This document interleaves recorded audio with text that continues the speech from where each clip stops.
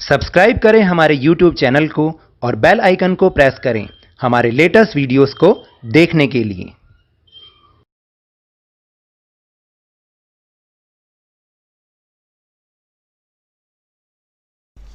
Hello and welcome to Lovneesh sir की class. आज की ये शिक्षा निदेशालय राष्ट्रीय राजधानी क्षेत्र दिल्ली की वर्कशीट नंबर 23 जो कि कक्षा 7वीं के विद्यार्थियों के लिए है।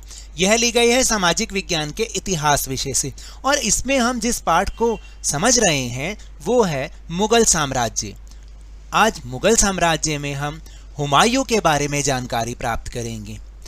पिछले वर्कशीट में हमने बाबर के बारे में जानकारी प्राप्त की थी। आज उसके बेटे हुमायूं के बारे में जानकारी प्राप्त करेंगे। तो चलिए शुरुआत करते हैं मेरे साथ और समझने की कोशिश करते हैं। विद्यालय पिकनिक के दौरान मुझे हुमायूं के मकबरे जाने का मौका मिला। जो हुमायूं का मकबरा है वहां जाने का मौका मिला। आइए आज हम मुगल शासक हुमायूं के बारे में ही कुछ जानकारी प्राप्त करते हैं। तो सबसे पहले जो क्रियाकलाप है वो है क्रियाकलाप नंबर 1 कि पता लगाइए हुमायूं के मकबरे का निर्माण किसने करवाया। तो देखिए हुमायूं के मकबरे का निर्माण किसने करवाया। इस मकबरे को हुमायूं की याद में उनकी पत्नी हामिदा बानो बेगम द्वारा सन 1562 में बनवाना शुरू किया गया था।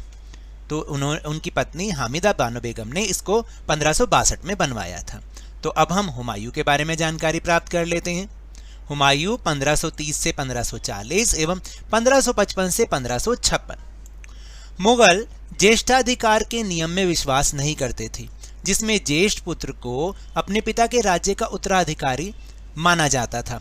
तो जैसे कि पहले प्रथा चली आ रही थी, हमारे हिंदुस्तान में बहुत सारे राजा इसी प्रथा का पालन करते थे कि जो ज्येष्ठ पुत्र होता था वही पिता के राज्य का उत्तराधिकारी होता था। लेकिन इसके विपरीत उत्तराधिकार में वे सहदयाद की मुगल और तैमूर वंशों की प्रथा को अपनाते थे जिसमें उत्तराधिकार का विभाजन समस्त पुत्रों में कर दिया जाता था। हुमायूं ने अपने पिता की वसीयत के अनुसार जायदाद का बंटवारा किया। प्रत्येक भाई को एक एक प्रांत मिला।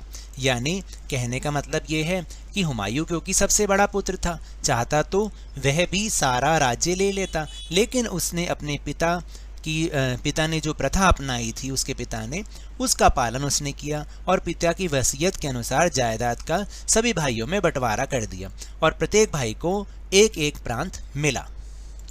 तो यहाँ हुमायूं का चित्र भी दे रखा है जिसको आप देख सकते हैं। फिर है हुमायूं के बारे में और जानकारी कि अपने भाई मिर्जा कामरान की महत्वाकांक्षाओं के कारण हुमायूं अपने अफगान प्रतिद्वंद्वियों के सामने फीका पड़ गया। शेर खान ने हुमायूं को 2 बार हराया था, 1539 में चौसा में और 1540 में कन्नौज में। इन पराजयों ने उसे ईरान की ओर भागने के लिए बाध्य कर दिया। यानी 1539 और 40 में जब उसकी हार हो गई तो इन हार के बाद वो ईरान की ओर भाग गया। ईरान में हुमायूं ने सफाविद शाह की मदद ली। उसने 1955 में दिल्ली पर पुनः कब्जा कर लिया, परंतु उससे अगले वर्ष ही एक इमारत में उसकी दुर्घटना हुई जिसमें उसकी मृत्यु हो गई। फिर हम जानते हैं एक और अफगान शासक शेरशाह सूरी के बारे में। तो चलिए उसके बारे में कुछ जानकारी प्राप्त करते हैं।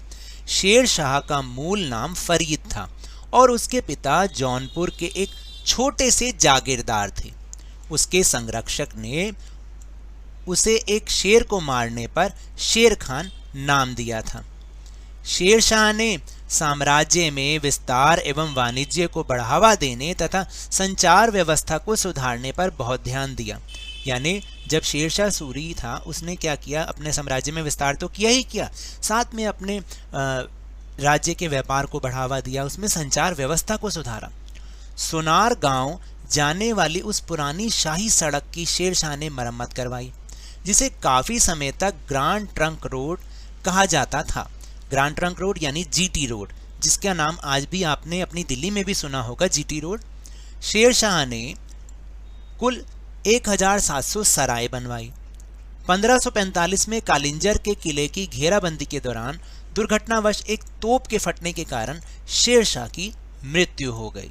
तो देखा आपने, ये जो शेर खान था या जो शेरशाह सूरी था उसने हुमायूं को हराया था। तो इसके बाद एक और क्रियाकलाप है, क्रियाकलाप नंबर 2, एक बार उसको देख लेते हैं। उत्तराधिकार के चयन के लिए मुगल किस परंपरा का प्रयोग करते थे? आज भी राजनीति में उत्तराधिकार के चयन के लिए किस परंपरा का पालन किया जाता है? तो देखिए, उत्तराधिकार के चयन के लिए मुगल सहदयाद की मुगल और तैमूर वंश की प्रथा को अपनाते थे, जिसमें उत्तराधिकार का विभाजन समस्त पुत्रों में किया जाता था, यानी ज्येष्ठ पुत्र में नहीं बल्कि समस्त पुत्रों में उत्तराधिकार का विभाजन किया जाता था। और इसका जो अगले भाग का जो उत्तर है वो मैंने यहाँ पर लिखा हुआ है। आज भी राजनीति में उत्तराधिकार के चयन के लिए इसी परंपरा का पालन किया जाता है, यानी सभी संतानों में उत्तराधिकार का विभाजन कर दिया जाता है। अब इसके बाद हम अपना वर्कशीट का प्रश्न करेंगे, सत्य व असत्य बताइए। तो देखिए, चौसा के युद्ध में हुमायूं ने शेरशाह सूरी को हराया था या शेरशाह सूरी ने हराया था? तो इसका मतलब अगर ये लिखा है कि हुमायूं ने हराया था तो ये असत्य है, तो हम इसके आगे लिख देंगे असत्य।